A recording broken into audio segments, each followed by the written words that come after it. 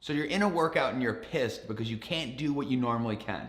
Your heart rate is not responding how it normally does, it's spiking faster than usual, and you're having a hard time recovering. What the hell do you do? It's not fair. Why does this happen to me? So stupid. It's all your fault. I mean, you could go that route if you really want to. Or you can learn more about the factors that affect heart rate and what you can do about them. We'll break these down into two categories: fitness factors and lifestyle factors. Fitness factors include work-rest ratio, your conditioning level, posture, aka the developmental sequence, your movement profile, and complexity of a skill and how much experience you have with it. We've talked about these fitness factors in previous Whiteboard Wednesdays. The factors that we're going to cover in this episode have more to do with lifestyle. So stress, sleep, hydration, caffeine, nutrition, and other health and hormonal considerations. The idea isn't to go deep into why all of these things affect your heart rate in a workout. It's just to make you aware of them and give you tools to be able to respond in your workouts when life happens. The first step is to put your goal before your ego. You can't expect every workout to be your personal best in terms of performance, but you can expect to maximize the effectiveness of each workout. The easiest way to ensure your workout isn't effective is to push harder than you should on that day. Come on, man, get out of here. The next step would be to modify your workouts. So how do you modify your workouts? Consider lightening the load, decreasing the complexity of the movement, or changing posture. Lightening the load is self-explanatory. Pick up a lighter weight, heavy enough to get a training effect, but lighter than what you're used to using. Decreasing the complexity of a movement is just about regressing within the same movement pattern. If you usually kettlebell swing, a kettlebell deadlift may be more appropriate. Changing posture is also a regression, just peeling back one layer further. Going back to the last example, your kettlebell swing may become a half kneeling battle ropes exercise. Both train the hinge pattern. The half kneeling movement is just training it lower down the developmental sequence with static hips. The last step is to audit your process to determine why this is happening. Is this something that can be quickly solved? Did you drink less water, not eat enough, or have a rough night's sleep?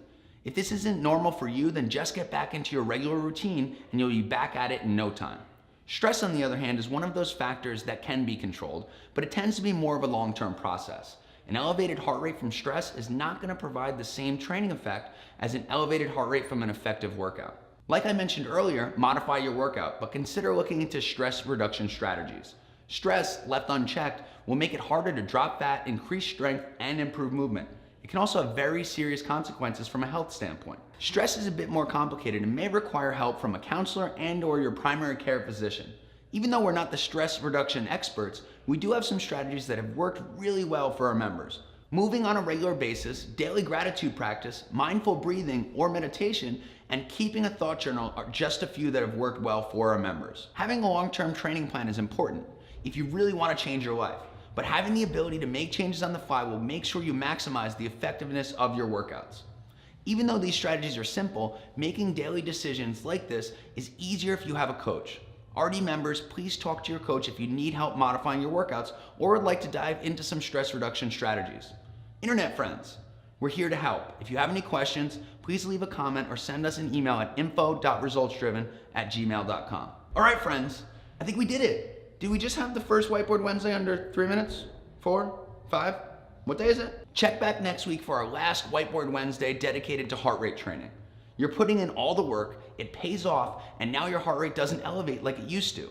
Whiteboard Wednesday episode 5 will help you troubleshoot this problem.